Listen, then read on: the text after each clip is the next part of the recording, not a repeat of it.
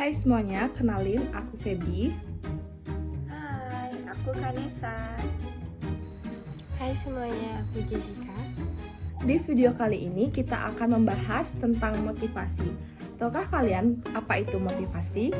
Ada banyak sekali teori yang berkaitan dengan motivasi terlebih dalam dunia kerja. Dari banyaknya teori yang ada mengenai motivasi ini, kita di sini juga akan memperdalam pemahaman kita mengenai teori dua faktor dari Frederick Herbert, yang dimana ia juga berkaitan mengenai motivasi itu sendiri. Kalian pasti penasaran kan? Tapi sebelum kita masuk lebih dalam mengenai teori dua faktor dari Frederick, kita cari tahu dulu yuk arti dari kata motivasi itu. Yuk simak penjelasannya. Motivasi dapat didefinisikan sebagai kumpulan kekuatan dari dalam maupun luar individu yang menentukan bentuk dan intensitas tindakan dalam memenuhi kebutuhannya. Sejumlah pakar psikologi sepakat bahwa faktor motivasi bisa menjelaskan arah, intensitas, dan konsistensi individu dalam menggapai sebuah tujuan. Ada 3 unsur utama dalam motivasi. Yang pertama ada kekuatan, yaitu seberapa besar dorongan atau energi yang kita miliki untuk mencapai tujuan. Semakin kuat motivasi kita, semakin besar usaha yang kita akan lakukan. Yang kedua ada arah, yaitu menunjukkan tujuan spesifik yang ingin kita capai, seperti kompas yang memandu kita ke arah yang benar. Tanpa tujuan yang jelas, motivasi kita akan terpecah-pecah dan kita akan kesulitan untuk mencapai sesuatu. Yang ketiga ada ketekunan, yaitu kemampuan untuk terus berusaha mencapai tujuan meskipun menghadapi rintangan. Dan selanjutnya ada 2 faktor yang mempengaruhi motivasi. Yang pertama ada faktor eksternal, yang dimana segala sesuatunya berasal dari luar individu yang dapat mendorong ataupun menghambat motivasi individu itu sendiri. Contoh dari faktor eksternal itu sendiri yaitu seperti lingkungan yang menyenangkan, kompensasi yang memadai, supervisi yang baik, adanya jaminan pekerjaan, status dan tanggung jawab, dan juga peraturan yang fleksibel. Yang kedua ada faktor internal, yang dimana faktor ini adalah kebalikan dari faktor eksternal, yaitu segala sesuatunya berasal dari diri individu itu sendiri yang dapat mempengaruhi motivasinya, seperti keinginan untuk dapat hidup, keinginan untuk dapat memiliki, keinginan untuk memperoleh penghargaan dan pengakuan, dan juga keinginan untuk berkuasa. Baik, di sini saya akan menjelaskan mengenai teori dua faktor atau teori motivasi Huygens yang dikembangkan oleh Frederick Herbert yang menjelaskan mengenai 2 kelompok faktor yang mempengaruhi kepuasan kerja, yaitu faktor motivator dan faktor Huygens. Faktor motivator adalah elemen-elemen yang dapat meningkatkan kepuasan kerja dan motivasi karyawan.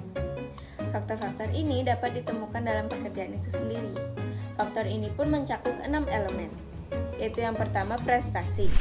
Pekerjaan harus memberikan karyawan rasa prestasi, karena hal tersebut dapat memberikan perasaan bangga karena telah berhasil melakukan sesuatu yang sulit namun bermanfaat. Yang kedua yaitu pengakuan. Pekerjaan harus memberikan pujian dan pengakuan atas keberhasilan kepada karyawan, yang bisa datang dari atasan ataupun rekan kerja. Yang ketiga yaitu datang dari pekerjaan itu sendiri. Pekerjaan harus menarik, beragam, dan memberikan tantangan yang cukup untuk menjaga agar karyawan tetap termotivasi. Yang keempat yaitu tanggung jawab. Karyawan harus merasa memiliki rasa tanggung jawab agar pekerjaan terselesaikan dengan tepat waktu. Yang kelima yaitu pengembangan karir. Peluang promosi harus ada bagi karyawan agar pengembangan karir serta motivasi karyawan tetap terjamin. Yang keenam yaitu pertumbuhan. Pekerjaan harus memberi karyawan kesempatan untuk mempelajari keterampilan baru, baik di tempat kerja maupun melalui pelatihan formal. Menurut Herbert, ketidakhadiran faktor motivator ini tidak akan mengakibatkan ketidakpuasan kerja, tetapi kehadirannya akan memberikan kepuasan yang tinggi bagi karyawan. Baik, yang selanjutnya yaitu faktor Huygens. Faktor Huygens adalah elemen-elemen yang jika tidak ada dapat menyebabkan ketidakpuasan kerja, tetapi kehadirannya tidak secara signifikan meningkatkan kepuasan atau motivasi karyawan. Faktor-faktor ini berhubungan dengan konteks atau lingkungan kerja. Faktor ini pun mencakup 7 elemen, yaitu yang pertama, kebijakan perusahaan. Perusahaan harus adil dan jelas bagi setiap karyawan, serta setara dengan pesaing-pesaingnya. Yang kedua, yaitu pengawasan. Pengawasan harus adil dan sesuai, memberikan otonomi kepada karyawan dalam ruang lingkup yang sewajar-wajarnya. Yang ketiga yaitu hubungan. Hubungan yang sehat, ramah, dan pantas harus ada di antara rekan kerja, baik itu atasan maupun bawahan. Yang keempat yaitu kondisi kerja. Peralatan dan lingkungan kerja harus aman, cocok dengan tujuan, dan higienis. Yang kelima yaitu gaji. Struktur pembayaran harus adil dan masuk akal, serta kompetitif dengan organisasi lain dalam industri yang sama. Yang keenam, yaitu keamanan. Penting bagi karyawan untuk merasa bahwa pekerjaan mereka aman, dan mereka tidak berada di bawah ancaman PHK. Yang ketujuh, atau yang terakhir, yaitu ketidakhadiran faktor hygiene akan menyebabkan ketidakpuasan kerja, tetapi kehadirannya tidak banyak mempengaruhi terhadap kepuasan kerja karyawan. Bayangkan seorang karyawan bernama Andi yang bekerja di sebuah perusahaan startup. Awalnya, Andi sangat antusias dengan pekerjaannya karena ia diberi tanggung jawab yang besar dan kesempatan untuk mengembangkan ide-ide kreatifnya.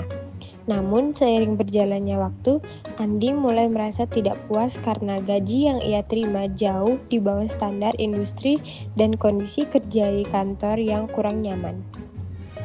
Contoh nyata yang sering kali terjadi saat ini, bisa kita lihat bahwa setiap daerah memiliki upah minimum regional atau disebut dengan UMR. Tetapi dengan adanya UMR ini tidak menutup bahwa masih banyak karyawan-karyawan dari perusahaan besar yang digaji di bawah UMR. Untuk menciptakan kepuasan kerja karyawan, suatu perusahaan harus memiliki strategi.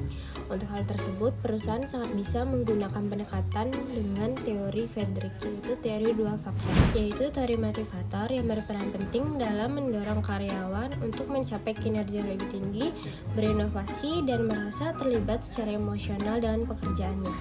Faktor ini meliputi penghargaan atas pencapaian, peluang pengembangan diri, tanggung jawab yang bermakna, dan pengakuan atas kontribusi. Tanpa hadirnya faktor motivator, karyawan mungkin merasa puas secara pasif, namun kurang terdorong untuk memberikan yang terbaik. Lalu faktor hygiene seperti kondisi kerja yang nyaman, kompensasi yang adil, hubungan kerja yang harmonis, dan kebijakan perusahaan yang jelas harus dijaga pada tingkatan yang memadai untuk mengurangi ketidakpuasan kerja. Namun keberadaan faktor hygiene semata tidak cukup untuk menciptakan motivasi yang kuat. Faktor ini hanya mencegah ketidakpuasan kerja. Oleh karena itu, perusahaan perlu mengimbangi antara memenuhi kebutuhan dasar karyawan dan mengoptimalkan potensi mereka. Dengan pendekatan ini, perusahaan dapat menciptakan lingkungan kerja yang tidak hanya memuaskan, tetapi juga mendorong produktivitas, inovasi, dan komitmen jangka panjang dari karyawan.